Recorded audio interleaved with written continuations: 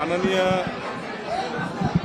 मुख्यमंत्रीजी आणि छगन भुजबळजी यांच्याही चर्चा केली आहे। मी आत्ताही त्यांच्याही चर्चा करतो आहे।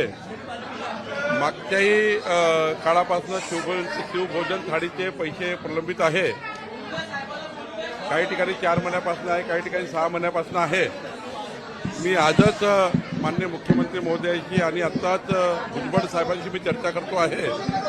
मला वाटतं की लवकरात लवकर यांना पैसे मिळतील याचा पुढाकार मी घेईल, कारण मला आज या ठिकाणी विभागीय आयुक्त कार्यालयामध्ये संतप्त भावना या शिवभोजन थाळीच्या आमच्या लाडक्या बहिणींच्या आहे।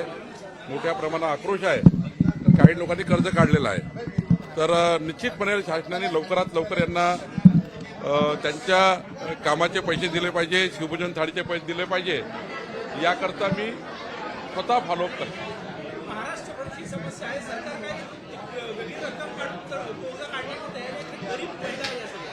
मला हे माहिती आहे की त्यांनी मोठ्या प्रमाणावर कर्ज काढून शिवभोजन थाळी चालवलेली आहे। मागच्याही 15 दिवसापूर्वी मला यांचं निवेदन दिलं होतं, आमच्या सर्व बहिणी आल्या होत्या।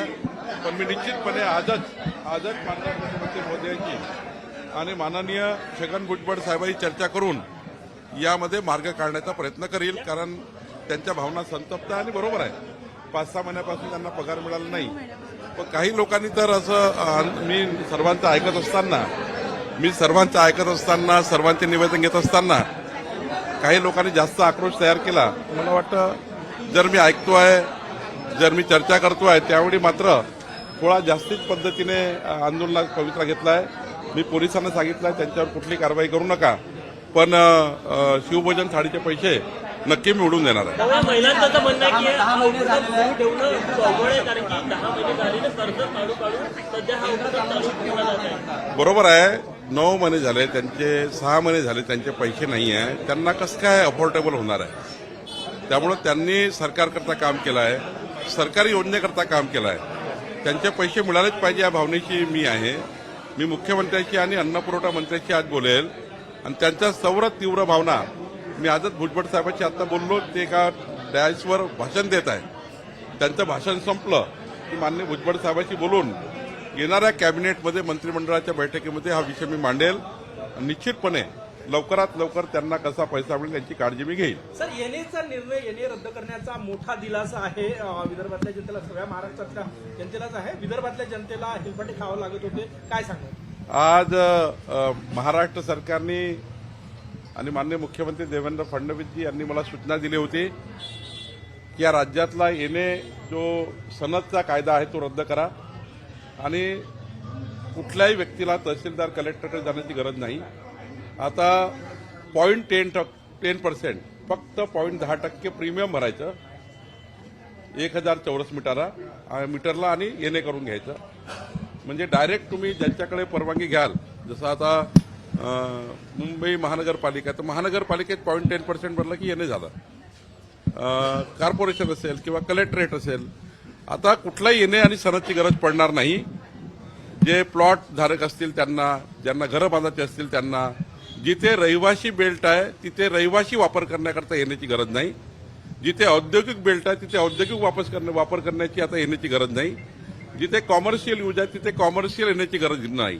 आणि त्यामुळं आतापर्यंतच्या महसूल खात्याच्या आतापर्यंतच्या प्रवासामधला हा सर्वात मोठा ऐतिहासिक निर्णय आहे, ज्यामुळे सर्वसाधारण लोकांना घरं घेणे, प्लॉट घेणे आणि त्यांचा व्यवसाय करणे याकरता मोठा फायदा होणार आहे।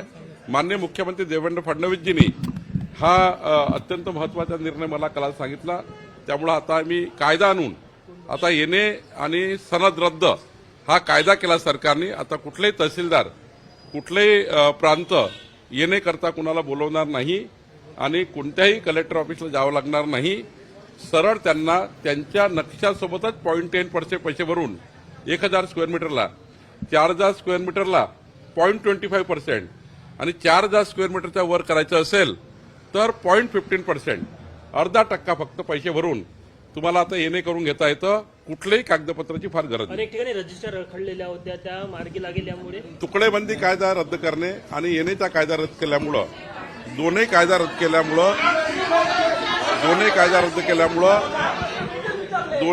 रद्द केल्यामुळं आता फार लोकांना याची गरज पडणार नाही. सर हा कधीपासून हा निर्णय लागू होणार आहे आणि जे जुने लेआउट आहेत त्यांनाही दिलासा मिळेल? सर्वांना, या राज्यातल्या सर्वांना दोन्ही निर्णय लागू झाले आहे. तुकडेबंदी कायदा रद्द करण्याचा निर्णय लागू झाला आहे आणि सनदचा आता कायदा रद्द केलेला आहे. बिहारमध्ये आता मीटिंग झाली. 3,994 कोटी रुपये तुम्ही या ठिकाणी 500 कोटी रुपये मीटिंग झाली. बजेटच्या पूर्वी 500 कोटी रुपये तुम्ही आणणार आहात.